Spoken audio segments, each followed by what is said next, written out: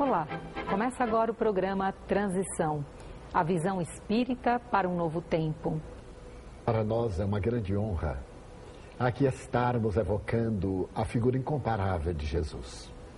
No dia 22 de fevereiro de 1862, no Collège de France, em Paris, Ernesto Renan foi convidado a proferir a aula inaugural. Naquela oportunidade, a cultura europeia fazia-se presente. Ernesto Renan é essa personalidade notável, não só da literatura francesa, porque é imortal, mas também do periodismo, uma personalidade muito complexa. Ao ser convidado para a aula inaugural, uma grande expectativa tomou conta da academia e da cultura em geral. A grande surpresa foi quando o insigne pensador enunciou a seguinte frase: Jesus é um homem incomparável. Apenas estas palavras, elas desencadeariam uma verdadeira revolução, tanto na teologia como na filosofia. Pelo atrevimento de dizer que Jesus não era Deus, Ernesto Renan perdeu a cátedra de hebraico que ele exercia na Universidade de la Sorbonne. Mas é natural que se pergunte, afinal, quem é Jesus? Quem é esse homem? Os biblioteconomistas afirmam que o ser mais biografado do mundo é Napoleão Bonaparte. Quase 250 mil biografias já foram elaboradas a seu respeito. Jesus, no entanto, ultrapassou quase 500 mil biografias. É óbvio que nem todas favoráveis. Nós temos então Jesus o divino, Jesus o anarquista, Jesus o profeta.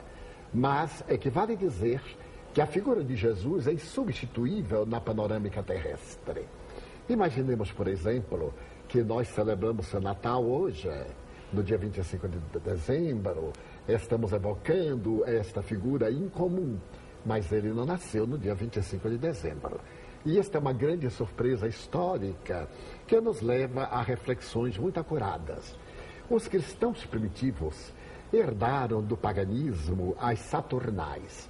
Eram festas de deboche, de sexo, de entrega, também chamada as festas dos escravos, porque eles recebiam ração adicional, tinham direito a participar da orgia e eram mesmo liberados durante aqueles dias.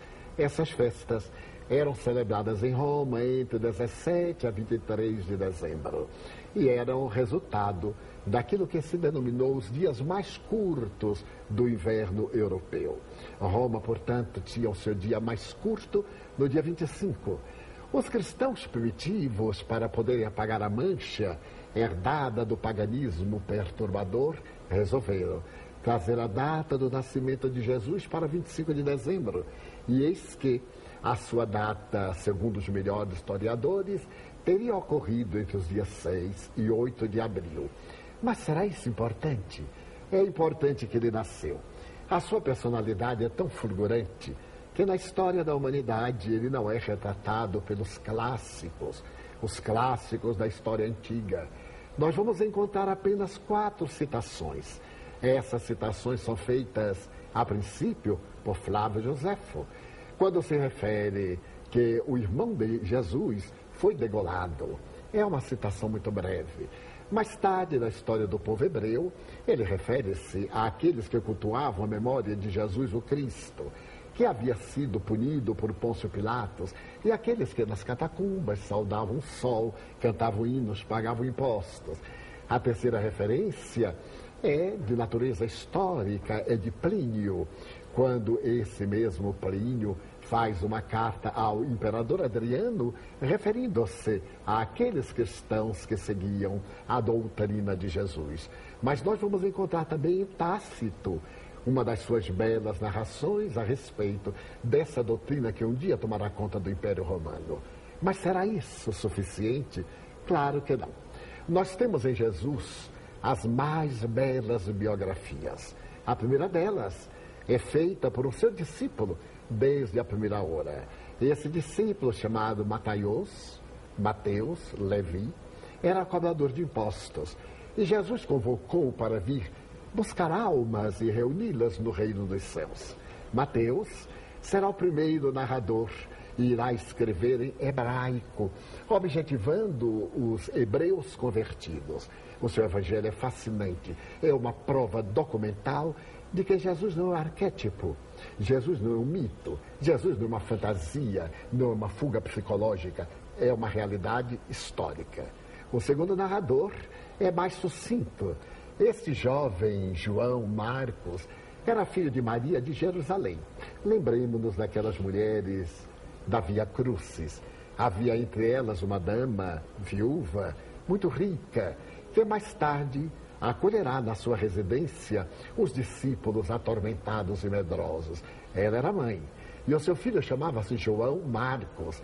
Ele terá a ocasião de seguir com seu tio Barnabé nas grandes pregações com o apóstolo Paulo. Mas não resiste à austeridade paulina, ao comportamento severo e volta a Jerusalém.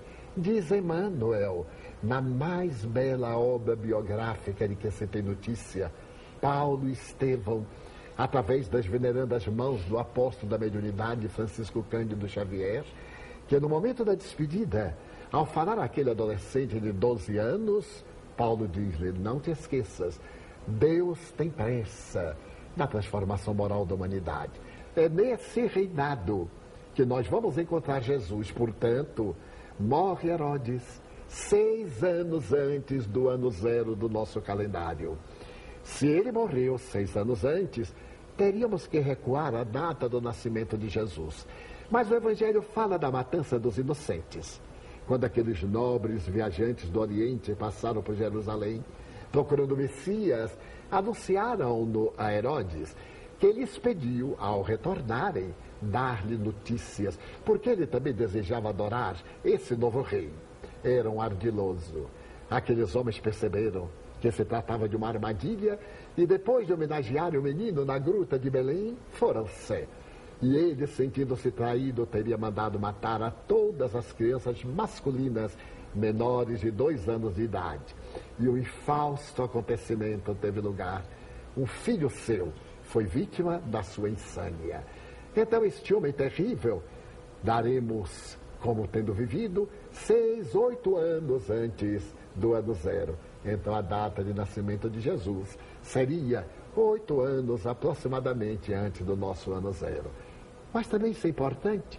Ernesto Renan diria: Jesus é um ser tão extraordinário que dividiu a história antes e depois do seu berço, demonstrando que ninguém pôde realizar o que esse homem incomparável produziu na terra.